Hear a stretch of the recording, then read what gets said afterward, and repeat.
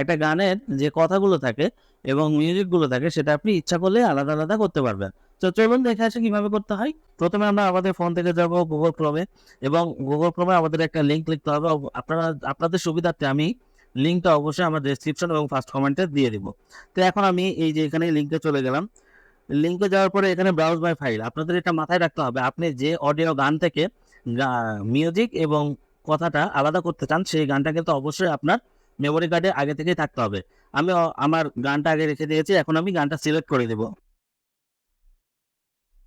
Select করার পর upload হচ্ছে। আপলোড হয়ে যাওয়ার পরে আমার এই অডিও ফাইলটা রেন্ডার হবে। আপলোডিং হয়ে গেল। এখন অডিওটা প্রসেসিং এ আছে। অডিওটা এখন রেন্ডার হবে। দেখুন আমার কিন্তু মিউজিক এবং ভোকাল ২ টাই চলে আসলো। এখন আমি কি করব, এখানে প্লে বাটন আছে, প্লে করব। প্লে করলে দেখবেন মিউজিক আমার 100% দেওয়া আছে, তাই মিউজিক বাজবে।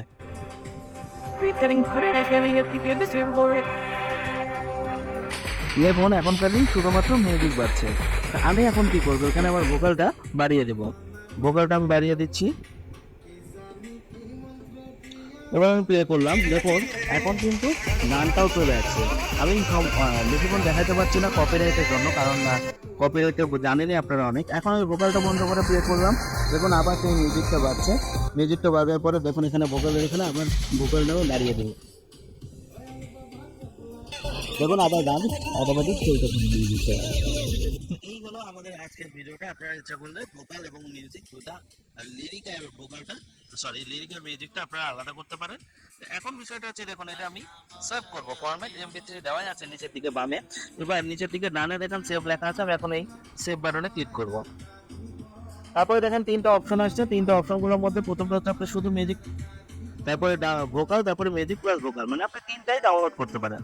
শুধু মিউজিক নিতে পারেন, শুধু ভোকাল নিতে পারেন, মিউজিক প্লাস ভোকাল নিতে পারেন। তা আমি এখন শুধুমাত্র মিউজিকটাই ডাউনলোড করব।